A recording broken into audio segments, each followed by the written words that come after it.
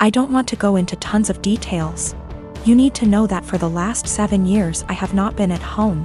And during this time my 2 brothers and sisters were still living there. While I was at home, our stepfather abused us mentally and physically. We lived in crappy houses that were covered in real garbage, including animal feces, absolutely everywhere. I haven't heard from my little sister since May. I'm pretty sure she was told to cut contact with all of us. We are her older siblings. My second sister, after my younger sister, is overweight and has spinal problems and has to diet and see a specialist she is not taken to.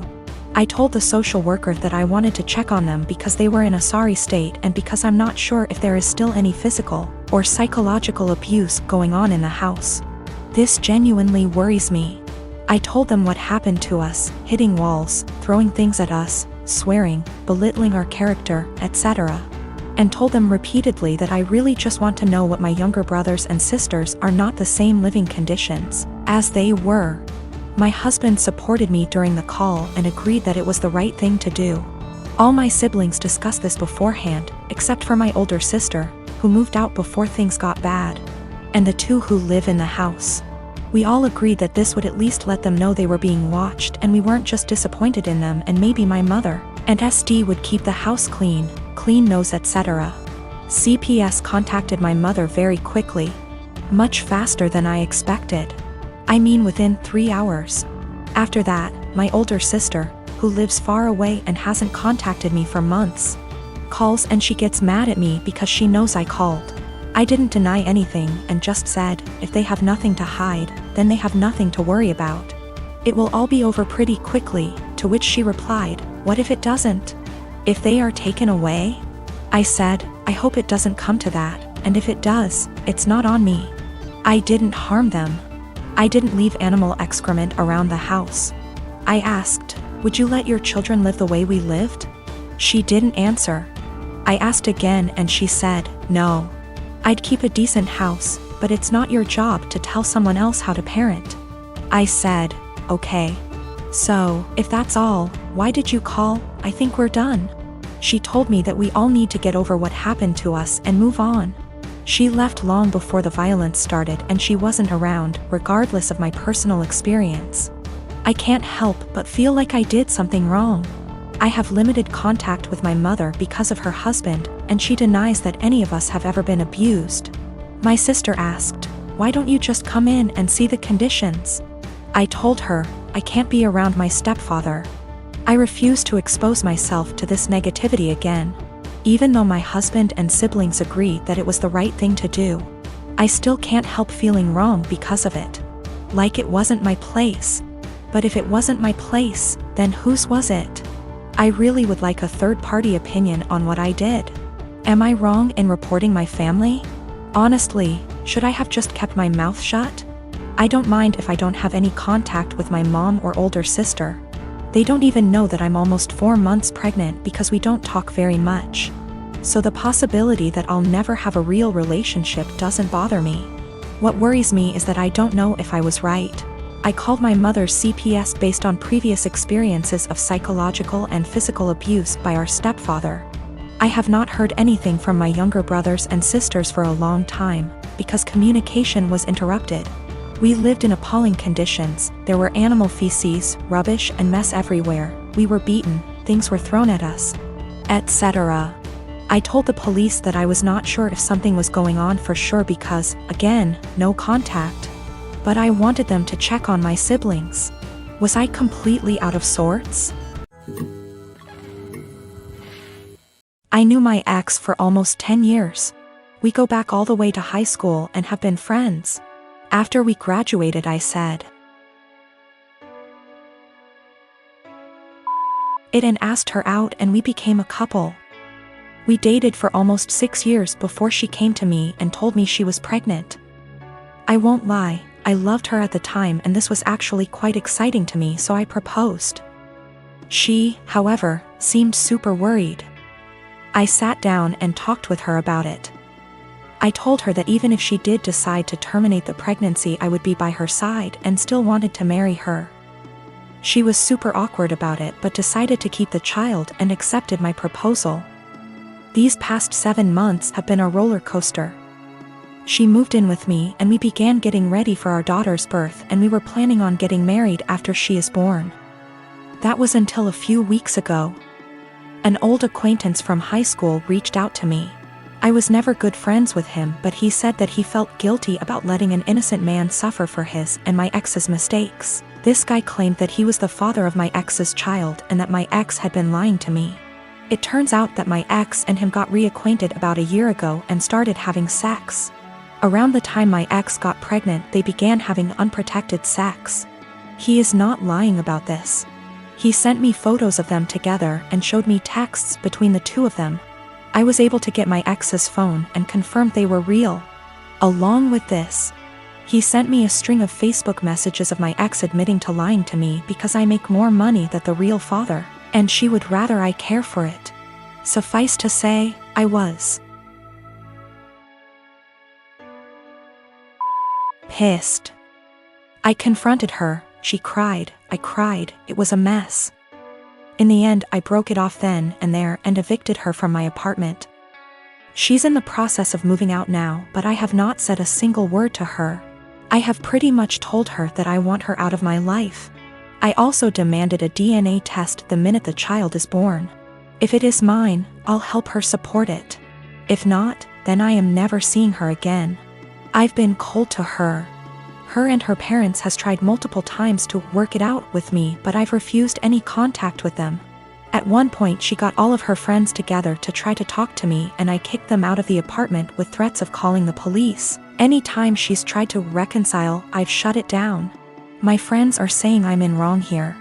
According to them, she's pregnant, and because of that I should at least be helping her till the baby is born, even if it isn't mine. I disagree fully. But I could be wrong. So, right now I'm in kinda a shitty situation. I've been treating my ex-fiancé pretty cold and demanding a paternity test for the child she's carrying. All of my friends are saying I'm being a major asshole, but I don't feel that way.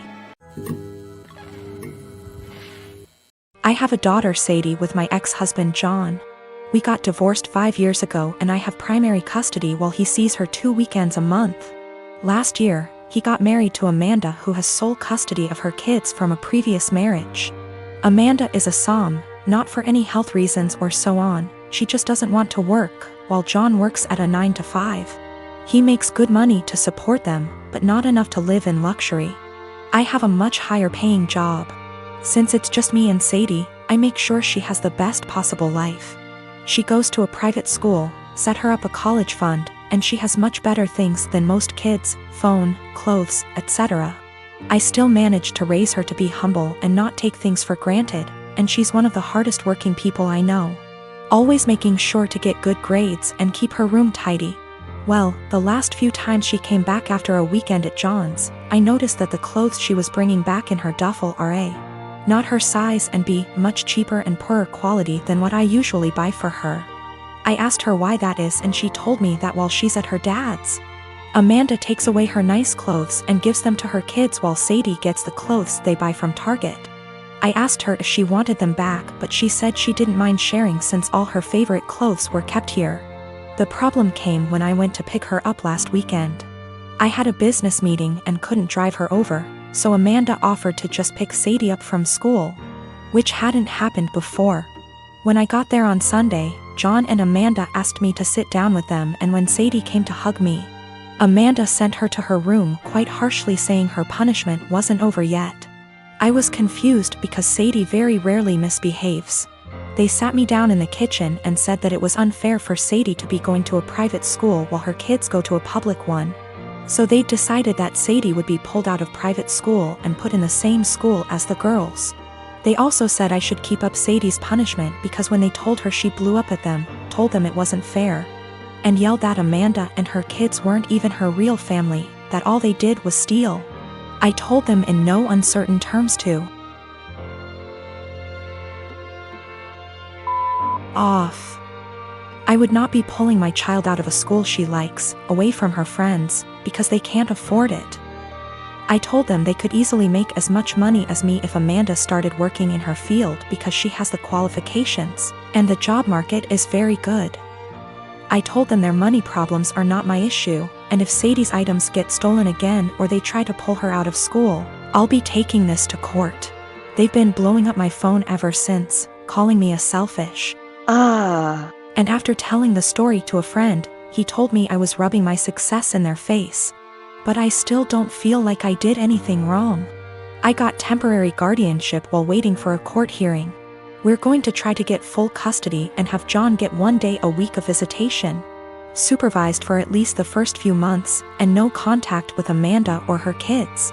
This way, he still sees Sadie just as much and they can try to repair their relationship, but she doesn't have to go back there. All contact between us is made through emails which are CC'd by my lawyer, and I've asked for Sadie's things back.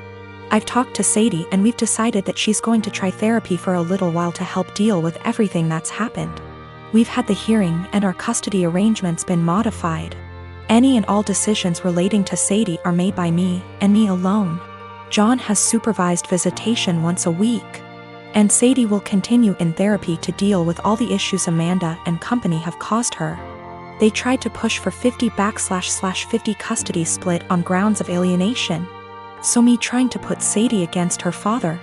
But we made it clear from the start that we wanted to keep Amanda and her children away, and wanted supervision only because we don't feel safe leaving him alone as of yet, but that we were open to modifications. Thanks to that, the proof of stealing, and Sadie's therapist's testimony, their claim was thrown out pretty quickly. Amanda's pissed, and has tried to contact me and Sadie, but I made it clear to her that if she keeps harassing me or my daughter, I'll have to make this known to the authorities. Sadie and I have blocked her everywhere, and any communication between John and us is made through text messages or emails only. I'm a 19-year-old F with 6 older siblings. My parents spent most of my childhood spending money they didn't have on my siblings, so by the time I hit my teenage years, I realized I was probably going to have to fend for myself financially when I turn 18. I started babysitting and doing odd jobs around my neighborhood when I was 14, and eventually got part-time jobs during the school year. By the time I was 16, I was working 3 jobs in the summer and 2 in addition to school. When my parents told me they couldn't pay for college, I'd already earned enough, along with scholarships, to be able to put myself through college and have plenty left over.